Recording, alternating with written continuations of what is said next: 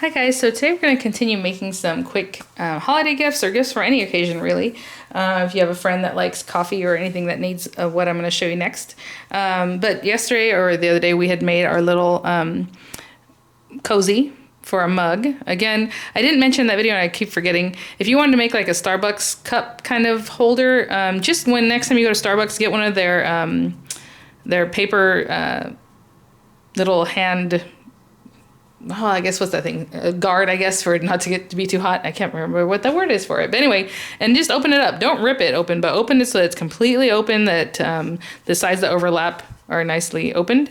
And then trace that and make your pattern from that, because that'll be perfect, right? But today we're going to make a little mug rug for our mugs or drinks or whatever. It's just a cute little coaster kind of thing. You can wash it. Obviously, it's washable and all that. I got this idea from buying some designs recently for my embroidery machine, and they call them in the hoop designs. And in one of the in the hoop designs is to make a little mug rug, because you can do everything in there, and like literally the machine just does it for you. You just put the pieces of fabric where you need them to be at the different steps, and at the end you have this cute little mug rug. So I thought, well, we can do it ourselves. We don't need a machine to do all that for us other than to do the embroidery. But this one is quilted. Hopefully you can see that. And which is basically just lines that I made, right? And I'll show you how to do that in a minute. And this is one of the easiest designs you can do with that, or just straight lines would be easy too. And so now we have a little gift for a person, and wouldn't it be cute if you got them a mug to go with it, right? The whole thing, and maybe put some cocoa in there or some coffee. I don't know what you want to put in there, but that'd be a cute little gift all together in a little set. So, get yourself some fabric. It doesn't have to be quilter's fabric. This is quilter's fabric, and that stuff is kind of thin, just so you know. The quilter cotton, it's a little bit thinner. So any fabric will do. Whatever strikes your fancy that you see at the store that you think is cute. And this one is made in a way that we're going to do the top, we're going to do the quilting, and then we're going to put these back pieces on the front of the quilt of the thing and turn it inside out, and all we have to do is whip stitch up the side or blind stitch or however you want to do it. So there's a stitch there, I don't know if you can tell, or a seam, but really easy to do. In my opinion, you don't really need a lot of special things for this, but you do need to have your fabric and your batting or whatever it is that you want to put in the middle of it for the quilting, and your machine. So let's get started. Okay, so to get started with our little mug here, I have some things already cut out, and I did use my rotary trimmer or rotary cutter to cut these things out. It's just easy when you're working with fabric to have something like this. And I did use my ruler. This square happens to be a 6-inch square, has 1/2 inch all around, so 6.5 inch, but it's really meant for you to do with a 6-inch square, because in quilting, like I said, they use 1/4 inch seam allowances, and a lot of sewing projects you do, sometimes it's 1/3 or 1/2 inch, depending on what you're making. So they include that extra 1/2 inch. So to make a finished 6-inch square, you need a 6.5 inch square to begin with, because you're going to sew a 1/4 inch off of every side, so you end up with a 6-inch square. So that's kind of why those rulers are the way they are. Your hand needles, or just sewing needles, some thread, and the way I'm constructing this is a little different, like I spoke about at the beginning. So I do have some scissors. This is the back pieces. So just real quickly, we are going to, well, at least I'm going to use some spray to stick this to this piece of fleece or batting or fusible batting, whatever it is that you want to use. Fusible batting, obviously you're just going to iron it and it's going to stick. Just this section. So I'm kind of fashioning it after the way you would do an embroidery project that is in the hoop embroidery project, but we're going to do it a little bit different, okay? So we have our pieces here, and I cut these last night. So I know this fleece is one solid piece, or your batting, that I cut at 5.5 by 7.5 inches. So our finished product is going to be 5 by 7 mug rug, okay? So 5.5 by 7.5 inches. This middle piece, I'm going to adhere to this. And I just want to, I did all my cutting last night, so I'm not really remembering the numbers here. So this is a 4.5 inch by 5.5 inch piece. And obviously it doesn't cover the whole thing. We're going to quilt this, and then we're going to add these pieces on. Now you can do this differently, but this is the easiest way I would think, and it's kind of, like I said, mimicking the way you would do it in the hoop project. And then we're going to add these pieces on. We're going to sew them 1/4 inch down here, and then flip it back after we're done quilting that first part, and then we're going to quilt this part. Okay, so these two strips, you're going to need 2 of them, are 5.5 inches tall by, I believe, 2 inches wide. Okay, 2 inches wide, 5.5 inches tall. You need 2 of those strips. And then for our backing, basically what I'm gonna do is you're gonna overlap these pieces like this, and then one of them is going to be kind of tucked back a little bit. So these were just scraps that I had that just so happened to work, so I didn't really measure them other than cutting them 5.5 inches tall. So let me look at what they are. They're 5.5 inches tall by 4.5 inches wide. Okay, they both are. So 5.5 inches tall, 4.5 inches wide. That's going to give you plenty to overlap and to sew up the back seam. So that's how we're going to use the back seam. We're not going to flip it inside out and then sew up a little, corner like I did on the on this little guy. We had to like finish it up once we turned it out. I don't even remember where it is because it's maybe here. It doesn't look as nice as the rest, but here. Okay, we had to sew that up. So we're not going to do that. We're going to do this a little bit different, but we are going to hand stitch up the back with a blind seam, hopefully. So let me put these things to the side for right now. Right now we're going to focus on this. I am going to get my quilt spray, which I think is in the other room. So all I'm going to do is spray the back of this, and I'm going to probably do it outside because it's sticky and it can get everywhere. And then I'm going to come back in and adhere this to this side here, and I'll be right back. Okay, so I sprayed that stuff on there. I'm just going to kind of line this up where I want it, pretty much right in the middle. I did get some of that spray on my hand, and my hand's super sticky. So let me see if I can continue working with a sticky hand. Really push it down. So this is the one I used. This stuff is super old and it still works really well. I'm not kidding. I probably bought this 10 years ago. So it's not corroded or anything, so I think we're good. Let me see. Let me make sure that's going to work. Like I said, we're going to sew this here. Just want to make sure that I'm nice and even. Okay. So next thing I'm going to do. Now, when I go to sew, you can just eyeball this. I would probably not recommend that because with quilting, you do want to be a little more exact, right? But at the same time, if you start off and you sew from, I'm going to do diagonal stitches and then come back the other way, I think is what I want to do. You can just do one way. You can do stippling. You can do whatever you want as far as that. But I want to make it kind of basic. So what I'm going to do is first I have this pencil, and these are kind of a nightmare. I like the chalk pencils better, and I'm using it because I have a black fabric. And I'm going to just draw a line. It's going to be super faint, but it just kind of helps you out. I don't know if you can see that. And then I'm going to do a line, I think. Let me see. I haven't decided this part yet. If I want to go every 1/2 inch. Let me see what a 1/2 inch looks like. Well, it's hard to see on this one. Let me do it this way. 1/2 inch is kind of a bummer. Every inch is kind of big. But, I'll do every inch. That way it's simple. And what I'm doing is following that line I just drew. I'm eyeballing an inch. 1, 2, 3, 4, hopefully. And I'll put another line. That's the other line we're going to stitch on. And then another line from there, an inch up.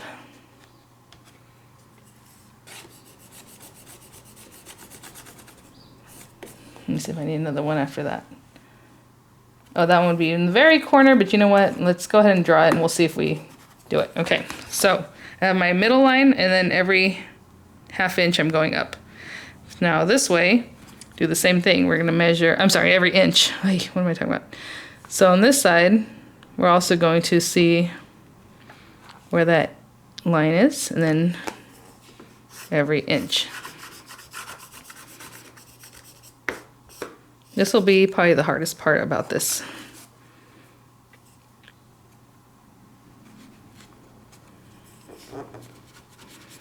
I like chalk pencils better, just because it's kind of dustier and it just marks easier. And then again, another inch from that line. So I'm still keeping that diagonal that I based off of going corner to corner. And now we're going to go in the other direction. So we're going to do all our lines at once. This one didn't quite get there, but that's okay. You know what I'm saying? I can use a slightly larger ruler. And you can do this just with a regular ruler, right? You just have to keep an eye that you're doing the right thing here. Okay, so every inch. And you can eyeball, if you want 1/2 inch, go ahead. It's going to be a tighter stitch, and the little sections, the little diamonds that we're creating are going to be smaller, and that's really pretty still. Okay, and I'm going to mark up the other side going every inch in this direction, and I'll be right back to see, but I do have my lines there. Every inch. Now, if you had a quilting foot, what's nice about those is that when you come over to sew, you're going to do that first one, and maybe you can just draw one line, and then after that you set your little foot put it out to go for 1 inch. And now you're gonna line up that end of the foot on the line that you just stitched, and then go ahead and stitch. And then line up the foot on that and go ahead and stitch. And it'll be the same every time, but I do not have one of those on this little cheap machine. So I'm just gonna get to it, hopefully. I'm just gonna move this and hopefully that's good enough. Again, I have this set at a medium stitch width or length. And I'm gonna go from there. You can also still pin this if you feel like it's gonna move. I'm just gonna go for it and we'll see what happens. But I'm gonna start with that middle one just because I wanna anchor that down. Part of this is going to end up in our seam allowance. So we don't really have to go back and forth with our stitching to make sure it's like locked in or anything. And I'm just gonna go straight down that middle one, okay?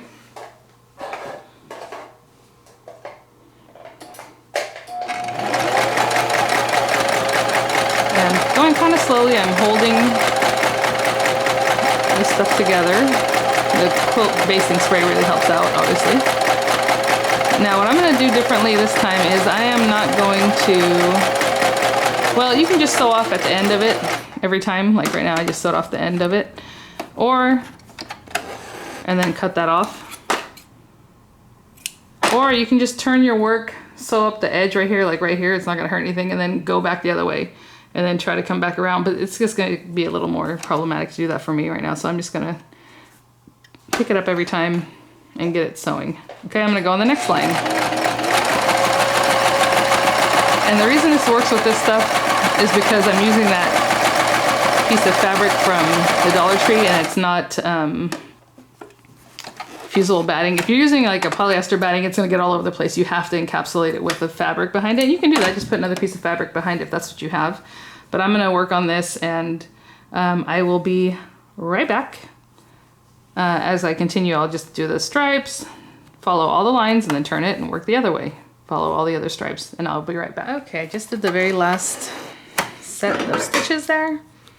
And as I was going, I was kind of cutting some of these off. You want to cut them off, the extra, obviously, strands that are all over the place. This thing's so funny. My hand is still sticky. I should have washed it when I was off camera, but I didn't. These last ones, obviously, you want to get rid of them. You don't have to. They're going to be tucked in the back, but you do want to clean up some of these strands. And especially on the front. Again, they're going to be tucked in, but just to clean it up a little bit. All right, now we're gonna go back to our mat. And let me go back here.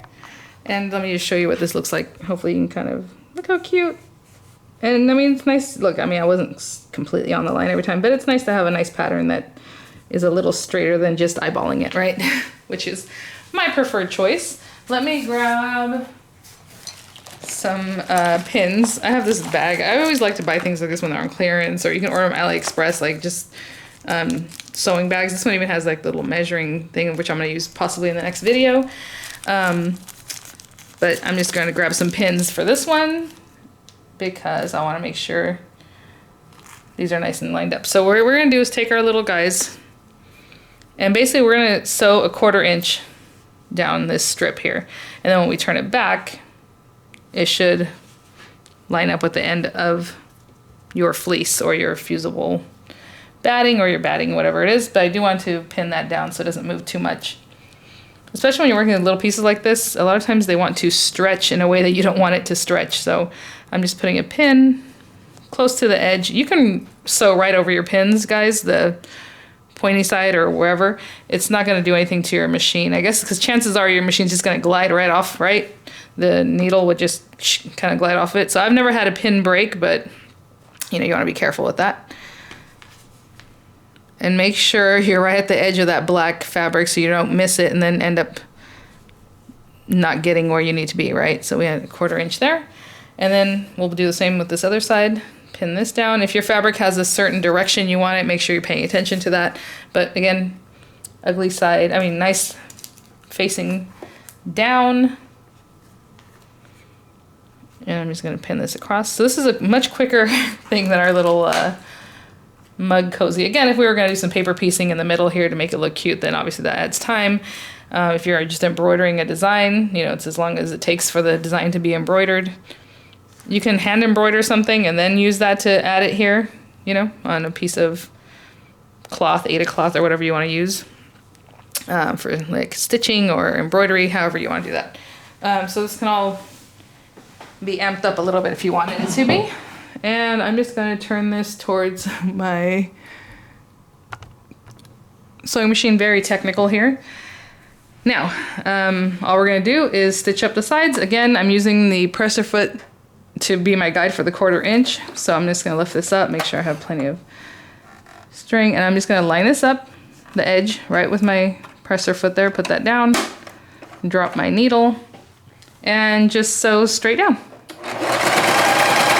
You can take the pins out as you go along, but sometimes I do that, like right now it's already kind of giving me some buckling here, so I'm just going to take the pin out and try to ease that.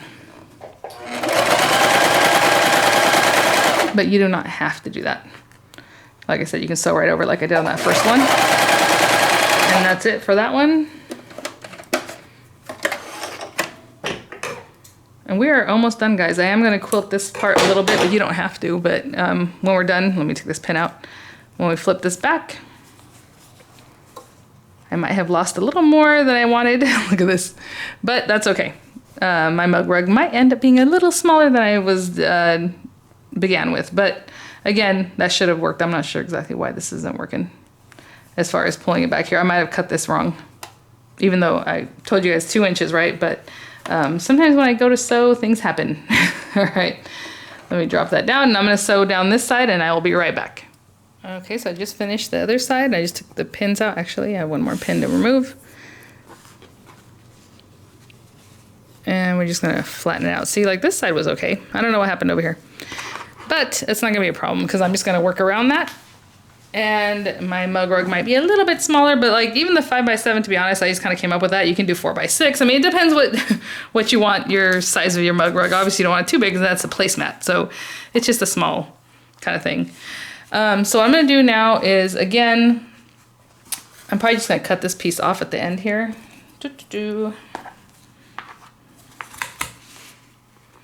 Take my little guy.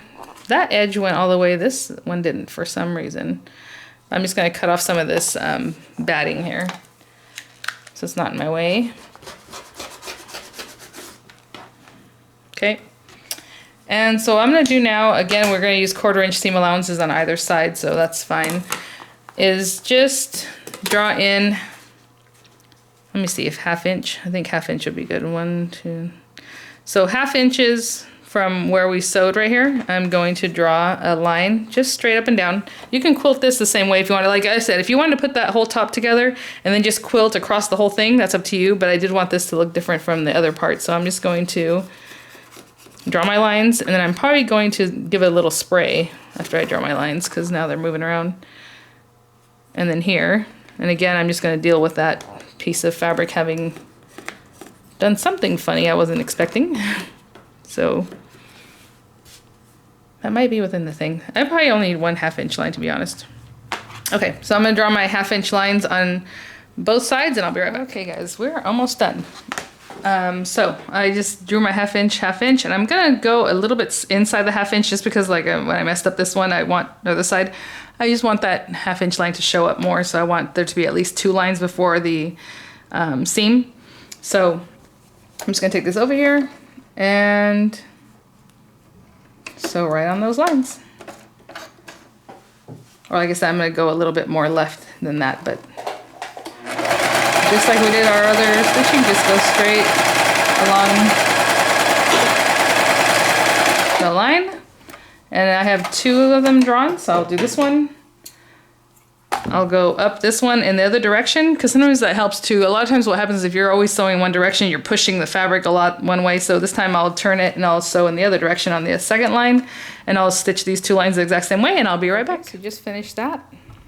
And all we're going to do is now is go ahead and pin the back pieces. And move this thing out of the way. And again, you know, whenever you're pulling things back, you could have ironed that down just to keep it down a little better, but whatever you like to do. So we're going to have our front facing up, and we're going to take one of our back pieces and put it right on the edge Now I'm gonna really look at this one because remember I kind of lost some fabric on one side. So that's the edge, and I'm gonna follow this top piece being the corner. Again, you can take your trimmer and everything and trim it up nice before you move on. But I'm gonna put that there. And I'm going to pin this in place. Here and here. And also I'll pin it on the sides, but in just a minute. And then since this one's the one that's underneath, when we turn it inside out, we need one to have a nice edge like this. Again, you can press this.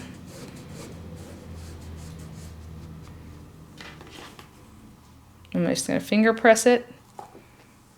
Sorry about that. So I'm just gonna keep holding that, and I'm gonna bring this over.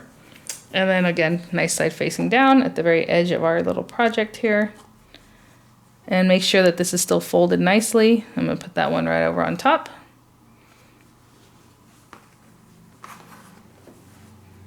And do some pinning. I'm gonna put that there as a placeholder right now, then I'll get it pinned down right. Okay, and when we go to do our 1/4 inch this time, we're gonna go around the whole thing. We're not gonna stop in the middle or leave something open. We're just going to sew around the whole thing. So it feels kind of weird because usually when you have something like this, you want to turn it inside out, but not this time.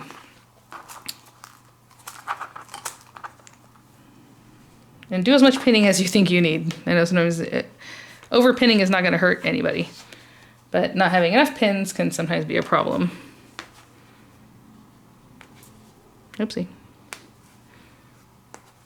All right, so we're gonna bring it over to the machine.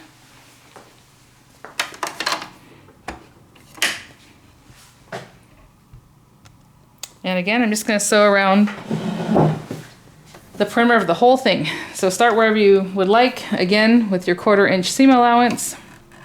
I'm just using the presser foot again as the guide or gauge. And I'll move this back a little bit so I can see what I'm doing. And we are just gonna go. So you're gonna go through all 3 layers of everything. So you don't have to do it too fast, just, you know, guide it in there. You can see that this is getting crumpled a little bit. Whenever you see something like that, just go ahead and like take a tool or something that's gonna help you smooth out the fabric. And keep going.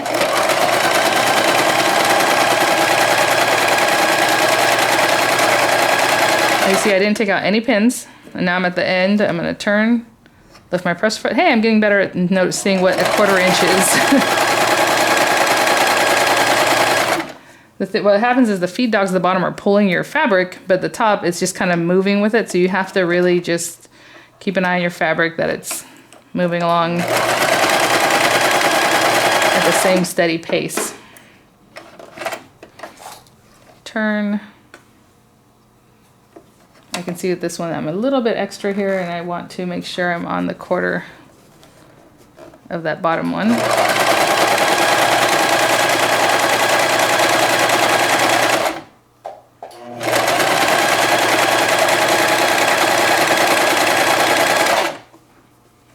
That it?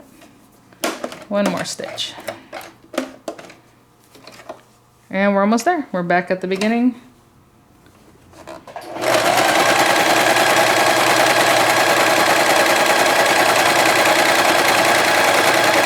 And I'll turn the corner just to finish off our stitch, and then reverse.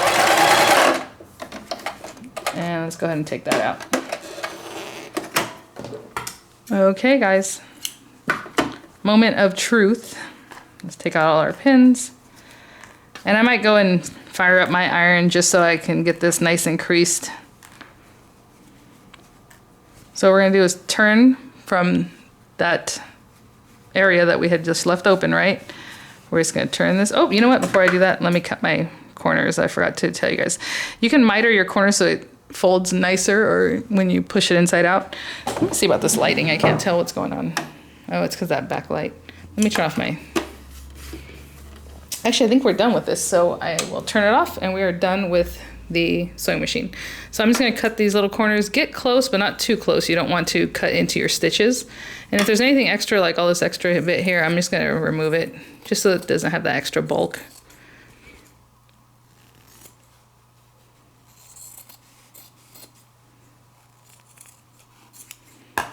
All right, now let's go ahead and turn it inside out.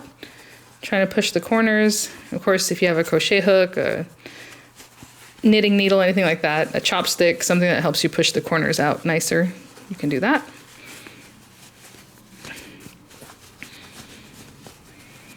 Oh, so cute.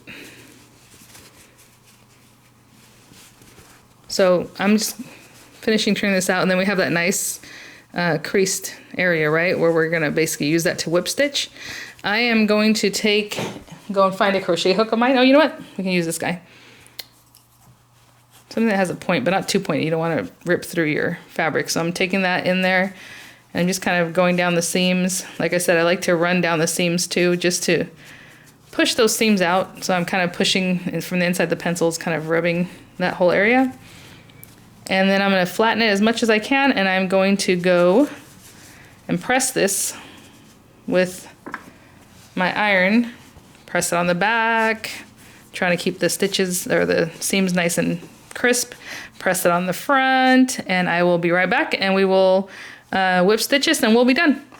Okay, but look how much nicer things are when you press them. So I definitely, you know, would take the time. Like, it just looks so much flatter and nicer. And there it is, guys. So we have our little quilting on the sides and everything. And if you wanted to quilt the one side to the other side to the back side, that's up to you. But basically, this is it. So all I'm going to do is take a needle with some thread on it. It just has, and I'm going to put a knot in the one side. And then do this however you like. If you like whip stitch and you're good at that, do that. However you want to seal this up. I'm not the best at that, but I'm going to take my needle and bring it from the inside to out, just so it can bury the knot inside the work, which is right there. And again, I just like to take little stitches, and it's kind of hard for me to show, but I'm going to catch some of this under one, and I'm going to catch some of the top piece where it folds over, but not all the way through the second layer, and then into the next one, into the top again. I know it's hard to see because I'm just kind of trying to bury the stitch so you don't see it. So you're not even seeing the needle right now, but I can kind of pull it out. Let's see. So I've already taken a couple stitches, and I'm going to pull the needle. So again, I try to catch that bottom fabric, and then on the top layer, I'm barely trying to get into that middle section, kind of where it's folded over. So I'm going to catch some of this bottom one, and then again back up into that middle, and then some of that bottom one, and then back up into the middle. I know it's hard to see, but I'm just barely catching that. Okay, I'm going to go up the whole side and then just trim that off, and we are done. So thanks for watching, guys. Hopefully you're getting some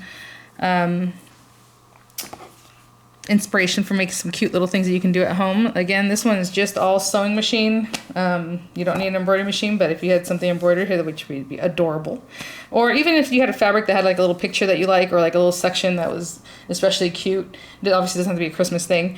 And make that your focal point in the middle. That's also adorable. Again, do some hand embroidery, do some hand cross stitch, do some hand stitching. Just say like hot stuff or something cute, and then use that as your focal point, and then embroider it or quilt it how you think would complement that design. So thanks for watching, guys, and I'll see you at the next one. Bye now.